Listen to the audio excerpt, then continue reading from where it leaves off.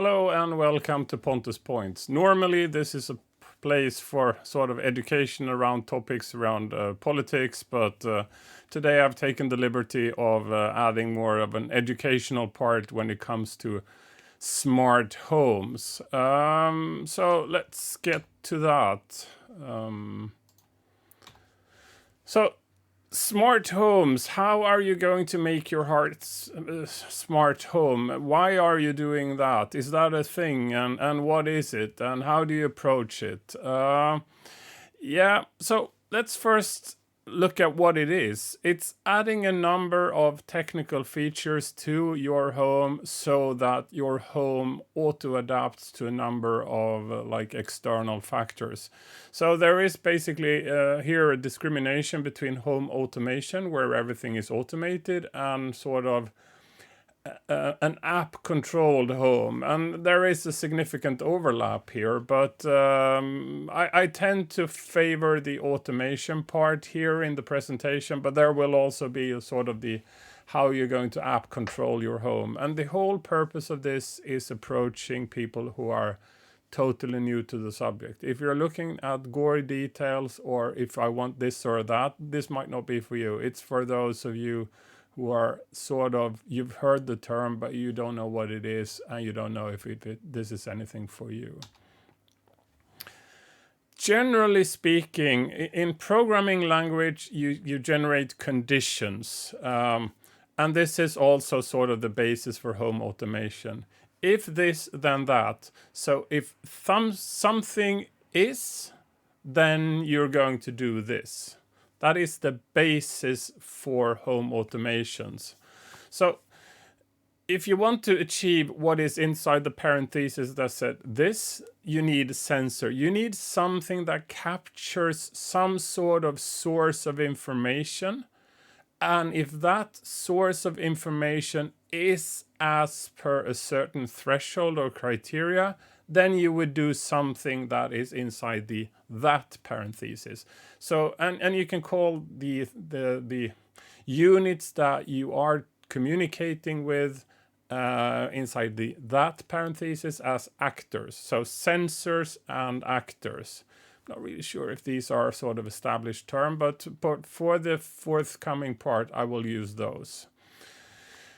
And then these criteria needs to be placed inside some sort of computer that process them on a regular basis. And let's call that the hub. So a hub and sensors and actors. These are the three main components of a smart home. If you look at sensors, they could be basically anything that can pick up sort of data, so that can feed some sort of data to that evaluation that you set up in your conditions. It could be a motion sensor, it could be a sensor of light, there could be a sensor of temperature, there could be a sensor on smoke, on CO2, water. If you have flooding, you can have a sensor that adds to that. And adding to this, there are, of course, other kind of external sources. You can pick down or fetch weather data or predict the sun scheme so that you would know 30 minutes in advance if the sun is going to set. If you have a local like light sensor, you can pick up the light. But if you want to act before the sun sets, then you need sort of an external data source for that. So that's also sort of a sensor. So a sensor is not only like a technical unit that fetches or measures something, it could be an external data source of some other sort as well. And in addition to that, you can have buttons, but then we're getting into the area of like human interactions, where you have an app that controls something, you have a button that controls something, you have an external system such as your Google Home or Alexa or Siri or whatever is your preferred platform to communicate with. So that voice command, if you connect that to a hub that then controls the sensors, then you can have voice commands that triggers something. But again, that's not automation. That is sort of more an app or voice control environment. So And I just picked down a few of the little things I have here. This is a motion sensor by Fibaro. It's not a ping pong ball, it's actually a motion sensor. So I set it up and then it triggers motion. But it's not only that, it's also a light sensor. And if I shake it, it will also detect that. So I'm not I'm not living in a country that has sort of earthquakes on a regular basis, but in theory you can use those to detect also like earthquakes and stuff like that. Yeah, it has a few other features. I don't remember them. I just use this for like motion sensor. This one is it's also a Fibaro one. You put one little part of it on your door, and then the bigger part you set sort of outside of the actual door. If they are close to one another, it will detect that the door is closed. But as soon as they are separated, then this will tell that the door is actually open. Two examples of sort of sensors that you can use to trigger something in your smart home. So let's look at actors then. First of all, the basis or the sort of the easiest thing is a power on and off. And they could look like this. This is Verisure, part of the alarm company Verisure's system for smart homes. So you can remote control this one. So this one sits inside your normal outlet and then presents another outlet here. And then by communicating with this, you can turn stuff on and off. A lot of people have seen the Philips Hue lamps. They are shaped a bit differently, but basically they are like regular lamps, but the inside of them, there is mechanisms that you can control them, so you can turn them on and off. And there are basically three different variants. One which has it says where you can only set the light, and then there is one where you can set the light, but also sort of the warmth of the light, and then you have the full color one where you can basically set, I think, 16 million variants of colors with them. You can have temperature regulator. I don't have any one of those, but if you put that as a control mechanism on your radiator, you can remote control that, which means that you can set your radiator to the preferred temperature. There are a number of motors. First of all, you can, of course, control a motor using a regular on and off. But if you want to really properly control a motor, you would need something that could go like forward and backward and stuff like that. So there are, sorry for the typo here, but blinders, you can have something that controls the blinders so they will go up or down. You can control garage doors so they open and close. Anything you can have a motor for basically is available to you. There are sort of watering system that you can control. Here you would also have humidity sensors. So if you look at the Gardena system, they have humidity sensors that you put inside your garden at given locations, and then you fetch the humidity information, and if humidity gets too low, you start the water pumping. So it's sort of a closed system, but at least there is something also for sort of watering automation. And then basically you can have something that has an external system that has an API that you can interact with. And let's say Sonos, or you would have Spotify or something like that. If there is a programmatical interface, an API, automatic program interface, then you can have your logics communicate with that. If you have sort of proper support in the system you're using, or if you're developing that yourself, you can basically control anything. You can have something that updates your website if you have low humidity in your garden. That's just this reading from the humidity sensor in your garden, and that being an update to your web page, whatever. And then you need to have sort of the place where you run your logics, and basically there are a few different ones. Apple HomeKit and Google Home are cloud-based. They are rather limited. If you want to do fancy stuff, this is not the way forward. But if you don't want to buy equipment, if you just want to sort of fiddle with this a bit, then these are good starts. And also, you can have a more competent solution underneath, and you can still sort of have your Google Home and HomeKit and communicate with a more competent solution. So if you look at competent solutions, they are pieces of hardware with software on them that runs sort of home automation systems. Fibaro is one of those, Home is one of those, Samsung SmartThing is one of those, and this is not an extensive list. These are just 3 of the providers I am aware of that uses this.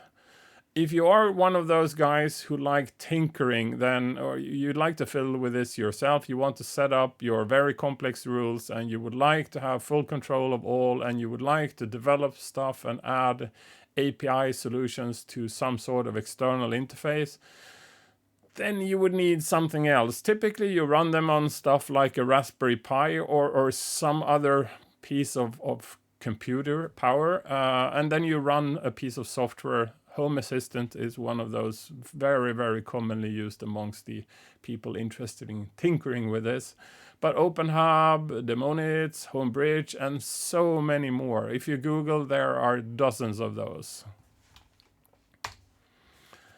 So how do you set it up? Well, first of all, you need to install sensors, actors, gateways, and hubs. And I will get to gateways in a second. So just accept the fact that there is also a unit in this context called a gateway.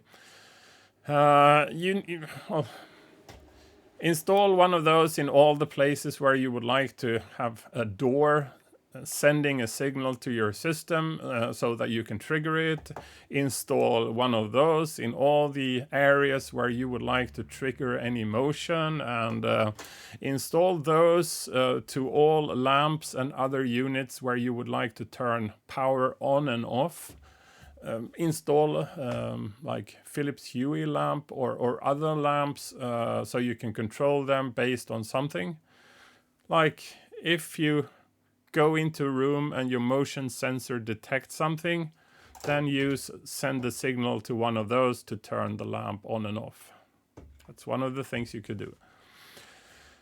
Configure the gateway so that it's attached to the sensors and the actors that it controls, and then you would have a hub that controls the gateways, and also the hub would be connecting to web services such as weather information or the sun schedule or whatever web services you need for this criteria. And then you typically also have a GUI for defining your home, because eventually you're going to send commands via your mobile phone or via voice commands. So it's very handy to also define your home in a consistent way and name things very consistently so that you could create easy to remember voice commands for turning lamps on and off and stuff like that. Right. So a few examples of the use cases. So when I open the door, ding, the light turns on, ding.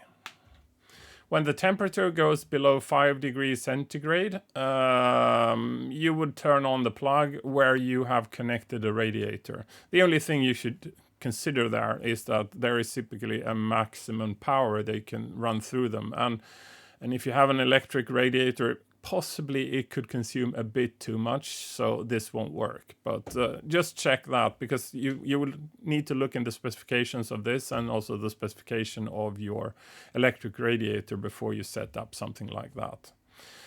And then the other part of that, you would need another rule. So if the temperature goes above a certain threshold, it would be a good thing to ensure that you would stop heating that room. So set a temperature limit above, let's say 22 degrees, and then you turn off this radiator. If you fetch sun information 30 minutes before sunset, it's typically getting a bit dusk. So you might want to turn off a number of lamps in your living room. The cozy little one in the corner and next to your windows. Not the big lamp in the roof, but the nice ones along the walls. So just bling, bling, bling, and they will turn on if you set the rules such as that.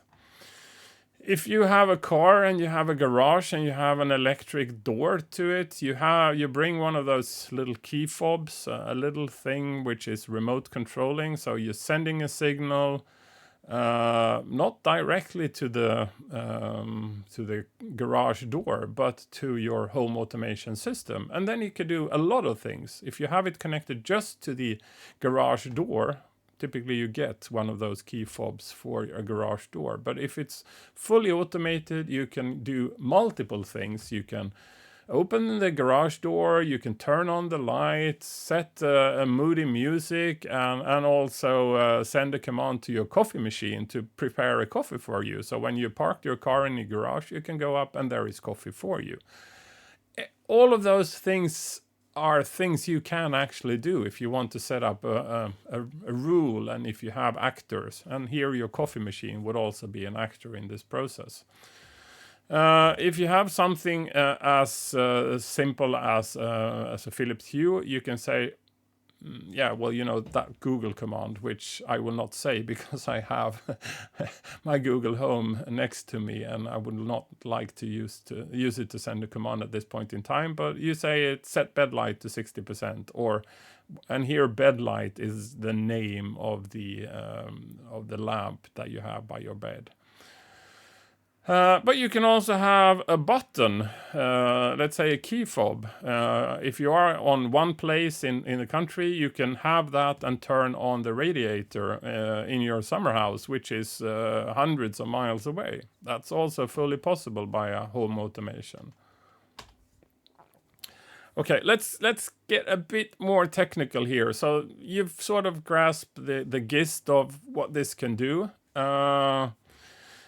The thing is that this one and this one, they are both provided by the provider Fibaro, but there are so many providers on the market, and they are communicating via different protocols, and some of them do not. You cannot access directly. You need to go to a gateway, and then that gateway connects to all the different units that gateway controls. You would need to have that extra gateway sort of hardware, but sometimes it's difficult to avoid it. It's not really possible to avoid at all points in time. But they communicate via different protocols, and I'm just going through a few of the different protocols just so you know contextually where they sort of fit in. Wi-Fi is something that most people would know, and for Wi-Fi you typically don't need any gateway. It's direct communication via Wi-Fi. So you just connect that unit, let's say this one, to your Wi-Fi access point, and then you're done. Then you can communicate to that using the Wi-Fi. There is no extra gateway. The only issue is that Wi-Fi powered units tend to need external power, because Wi-Fi here isn't really sort of battery conserving. Anything which is home automation of this kind, they are battery powered because, so you don't need to pull cables to all the places where you have one of those little sensors. And then they are not using Wi-Fi, or at least rarely, because then you would need to change batteries on a very, very regular basis, and the whole setup becomes really annoying. Z-Wave or Z-Wave is one of those. It's really good. It's really robust. It's communicating to the unit, and then the unit communicates back. So you know the status of the unit, and by the protocol you can query it if the status it has. And one of the other things that Z-Wave is doing is that it's using a mesh. So if you have something, you have your hub somewhere, and then that can communicate to one of those little units, then this unit can communicate further. So it's not needed that you have a direct connection between hub and all the different sensors and actors you have in your home. It's only needed that there is sort of a valid chain between the hub via a number of the other sensors and actors, and then you can reach sort of the furthest one. Zigbee is a bit of the same. It's good, it's battery efficient, and it also supports mesh as far as I know. Zigbee is moving into a more general platform, which is called Matter. So eventually we can start to forget about Zigbee and to look, and quite honestly, Zigbee is sort of the standard has won. Most of my stuff is Z-Wave, but I have to acknowledge the fact that Zigbee or Matter is the prevailing standards for the future. Zigbee is used by like IKEA stuff, and a number of the bigger providers are actually using Zigbee rather than Z-Wave. So if this was sort of the VHS versus Betamax, Zigbee is the VHS. It is the standard that is likely going to prevail, or the successor of that standard. But it's also sort of that protocol stack will also be able to communicate with a few of the older communication protocols. So I think basically Z-Wave is supported inside the Matter standard, but then you would say that it's sort of Matter compatible, and then you're good. Bluetooth, I have, I will go through my own installation, but there is something called Plaid, and that one is using Bluetooth as a communication protocol. It's energy efficient. I don't think you can have Bluetooth being sort of a mesh network, but at least, and it also rather like limited range, but if you install your stuff inside so that you reach all of them from where the gateway sits, then you're good. Then Bluetooth could be supported. And then 433 megahertz. That's I believe that is sort of an open spectrum in most countries. So this is also it's sort of old-ish, but one of the providers of equipment in this spectrum is Nexa. They've also provided Z-Wave, but traditionally all their stuff was 433. And if you look at the first generations of 433 stuff, it was all single direction. So the hub would communicate, and then the actors would listen, and they would pick up the command and they would execute it. But there was no way you could query the actors because they never responded back. And there was no way you could also see if they received the command or not. So typically you implemented it so that you sent the same command a few times to ensure that, let's hope it got it one of the times. Gateways here is sort of like a regional little hub. If you have a gateway for your Philips Hue, that gateway controls only the Philips Hue stuff. You can add rules, so there is if this then that inside the Philips Hue, but it's not a general thing. It has its own sensor, it has its own actors, but if you implement that for Philips Hue and you have a number of other like gateways controlling other parts, then you don't have that holistic view of what your system is doing. So if you have one sensor in your Akara gateway, that cannot be used for triggering something in Philips Hue. Then that needs to be communicated up to a hub that controls both of them. I'll show a little graph of this. So the picture here shows a home center 3. That is Fibara's home center. That is actually the very same one I use myself.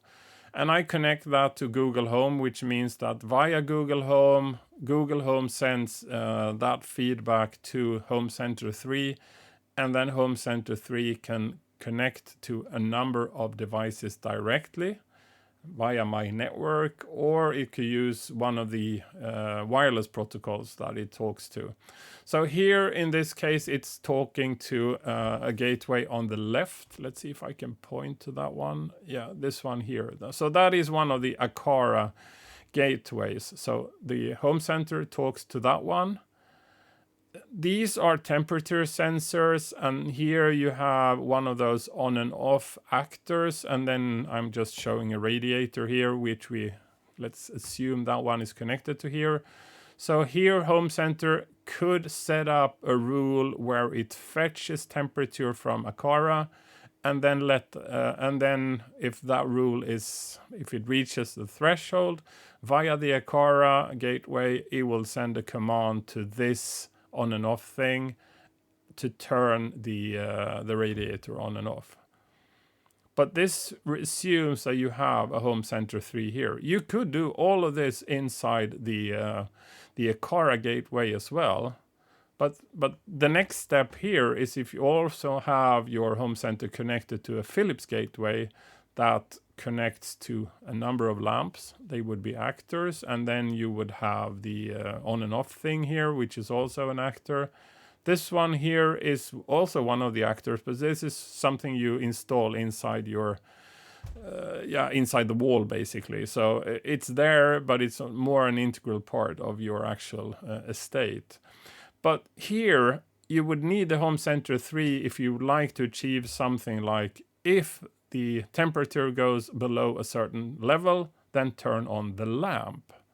Again, fully possible if you have the home center 3, but that's not supported by the Aqara gateway, because the Aqara gateway can only control the stuff that's sort of inside its domain, and Philips Hue only controls what's inside its domain. You cannot sort of have the cross-domain sensor and actor. And then I've shown here a few of the things, the Fibaro stuff. So home center here talks to the Fibaro units without any gateway in between, because it is the gateway for that. It's just that it's also the gateway for all of the other stuff. So because it's a sort of reaching through multiple domains here, it becomes the hub. So again, this is the motion sensor. Here you would have the sensor for opening and closing the doors. This is a wall mount outlet. So again, being an integral part of your actual building. And then you have the plugins that sits between the outlet, and then it becomes an outlet, so you can control it. So it becomes a controllable outlet, an actor here. Yeah, that was that one. Let's see what we have here. So key takeaways here. I would encourage you to start implementing. It's really expensive, but it takes a lot of time, but it's a lot of fun to set up those rules and control stuff and have things happen automatically. If you look at in your normal shops or where you buy your tech stuff, there are a number of systems you can start with, but I would encourage you to buy one of those systems which sort of has a plethora of stuff you can buy to it. There is always this $20 or €20 kit with a remote control and 3 little like on and off things and possibly a sensor of some sort. They are dead ends. So if you buy that, you cannot go further. You cannot expand that. And eventually, if you have 10 of those, you would need to have like 10 you have a very fragmented environment, and you would have 10 apps on your phone. And if you buy one of those hubs, you cannot connect to them because typically they don't have sort of the interface to be controlled by something internal or something external. So go for one of the sort of established things. If you'd like to do, we will get to that. And also, if you're going to sort of expand your experiment beyond the basement and a man cave or a woman cave, then I suggest you try to get some sort of buy-in from other people living in your household, because it could be really annoying if you have people inside your household who refuses to install another app because you need to control this, and who would like predictability. When they press the button, they want the lamp to go on, and they don't want stuff to happen without their control. This might be very difficult. You need to have buy-in, otherwise there will be a sort of household frictions over this. So beware, you have been warned. And making fixed installations. I mean, these are external things. So if you get bored and annoyed, then you just plug them out and then you plug in the lamp as normal, and then nothing has really changed. But if you buy stuff that you integrate inside your sockets and all of that, you have taken it to the next level. And that means that if you're selling your house, you would need to revert it to the way it was, because probably parts of your house wouldn't even work if somebody else moves in without also taking over your home automation installation. And it's not necessarily so that anybody buying your property would like to take over that. They might want to have their own stuff, or they might want to have like a fully like old school ancient analog solution to everything. So you have been warned about that as well. So what should you start with? First of all, I'd say if you are one of those tinkers, then you're probably not sort of the target audience of this, because then you probably already heard of this. But Home Assistant has, it's a super powerful, it has a large community, and it's very, very flexible. But it is like a Harley Davidson. You would spend more time in the garage than actually on the road. So if you do not enjoy the tinkering part, that is not the way forward, because there will be a lot of tinkering before you have stuff working. If you are ready to shell out money, Homey or Fibaro are selling stuff, their home automation solutions. It's prepackaged, it's rather slick. It is expensive, but you don't need to do all that tinkering. It's sort of already implemented for you. And it's also in a nice form factor hardware, which isn't looking too bad. You can hide it away. The Homey looks like a little spaceship. It also... that might even be sort of wife acceptance factor enough good looking for having in your living room without any issues. It could look like an installation in your living room, and it wouldn't seem like a sort of a technical installation that would be seen as gross. But there you would also have the option of starting small and really cheap, but having the risk that you would eventually find that this was too limited and you wasted all the money. But possibly you could sell it on a Fleabay eBay. And Nexa is one of those options. But if you're looking for the 433, then do get those with a response. So don't get those which you only communicate with like one direction with no response, because again, they are really old, and you have no control over your installation. It's not really good. So get the ones where you get sort of where all the actors are also sending their responses back. If you want to start really small and possibly skip this hub part, because you don't need to have like control outside of the little segments, Aqara is, I think it's Xiaomi, and Philips Hue. Have one installation of Aqara for like temperature, and Philips Hue for light. Aqara, they have temperature sensors which are really small and convenient, and so and to be honest, setting up the Aqara was a breeze. It's the easiest one I have set up so far, so I like that one for the simplicity. And Philips Hue, yes, setting up lights, it's very obvious what it's doing. The threshold is a bit higher, but it's still reasonably low, so most people would be able to set up a Philips Hue. And if you don't have the requirement that you should be able to detect the temperature and turn on the lamp, then there is no real harm in having them as two separate things. You don't need the overarching hub to support both.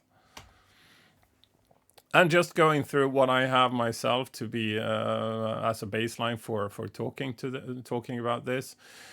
So at home, where I am now, I use my Fibaro Home Center 3. That is sort of the most powerful one. It is rather expensive for what you get for the money.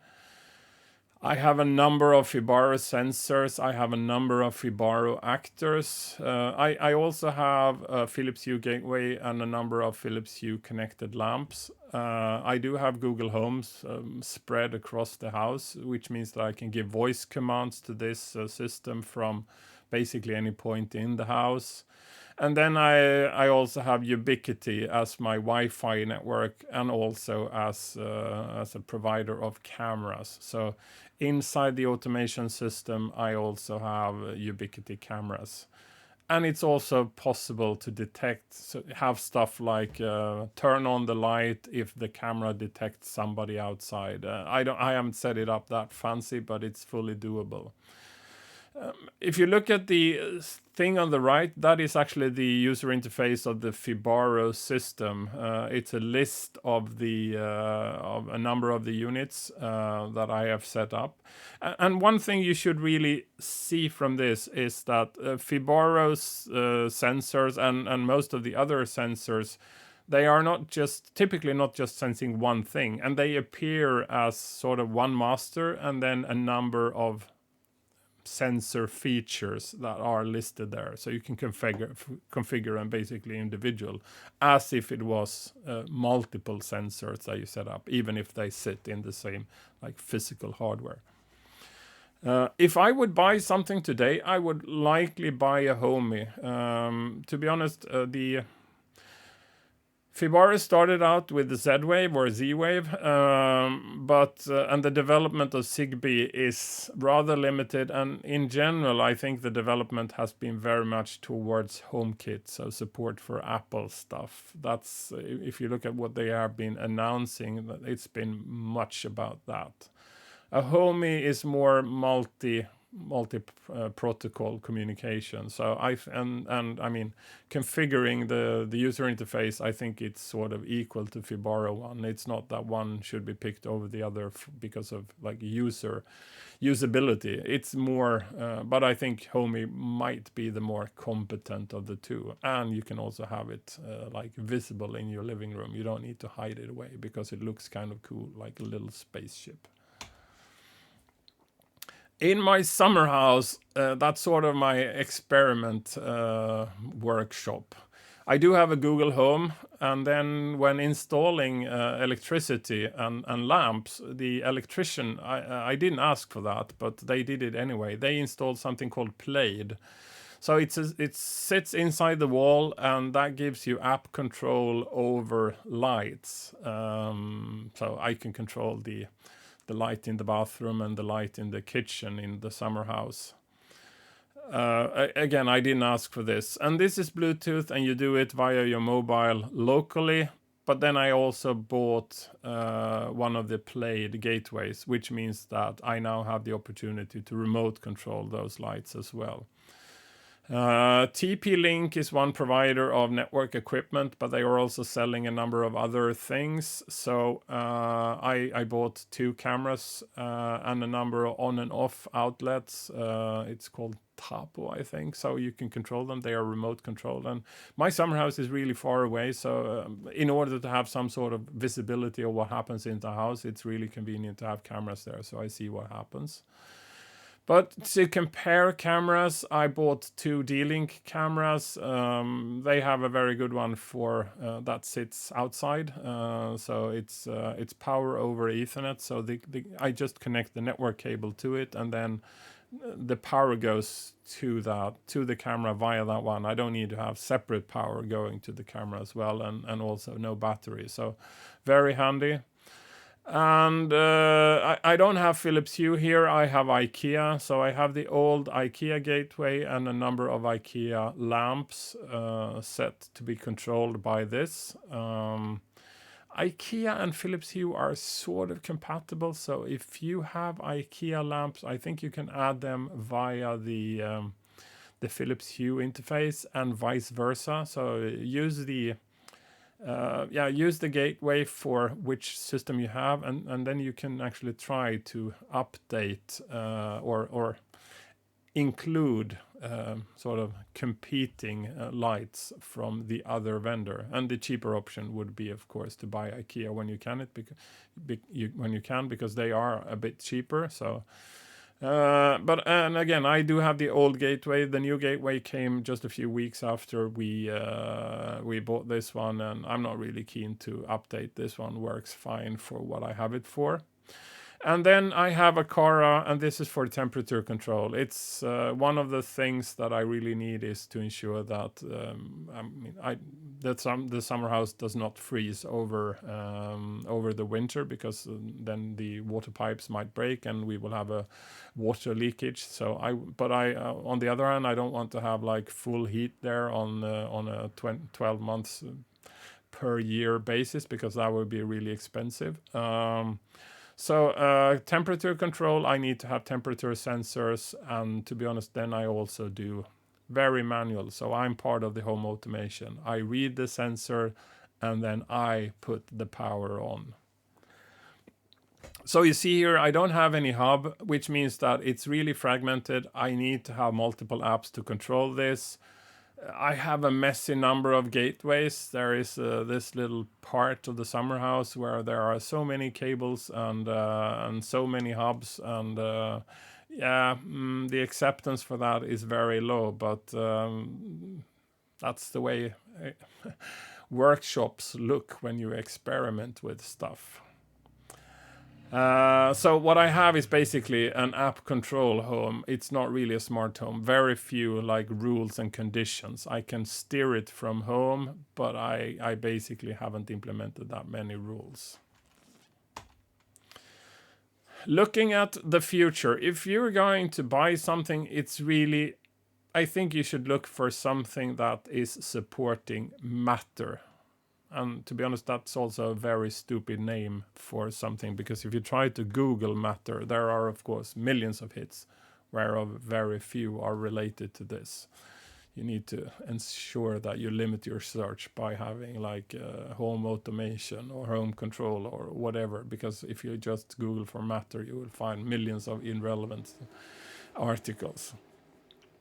But the whole idea behind Matter is that you basically will have an IP layer, so it's internet protocol, and then the communication to all the different sensors and actors would be based on a protocol called Thread. And that would support the old Zigbee stuff, and it should also support the Z-Wave or C-Wave. And the general idea here is that you should also support Ethernet, so that's fixed internet or fixed data cables, and Wi-Fi, of course, and cellular and other types of broadband. So looking at what happens in the future, I would say that the protocol stack that will control all the different units will probably be Matter. So I would not invest in anything else than something that supports Matter. Right, so that was everything I had for today, and I hope you liked this part. If you have any questions, feel free to post them in the comment field down below. I will try to maintain that, and I will try to suggest and comment and reply on everything you write down there. So thanks for listening, and if you have liked this, please share this, because this is a very small channel, and a number of people might benefit from actually hearing about this, because they don't know it and they might want to know it. So do me the favor, please, and share it. Bye bye.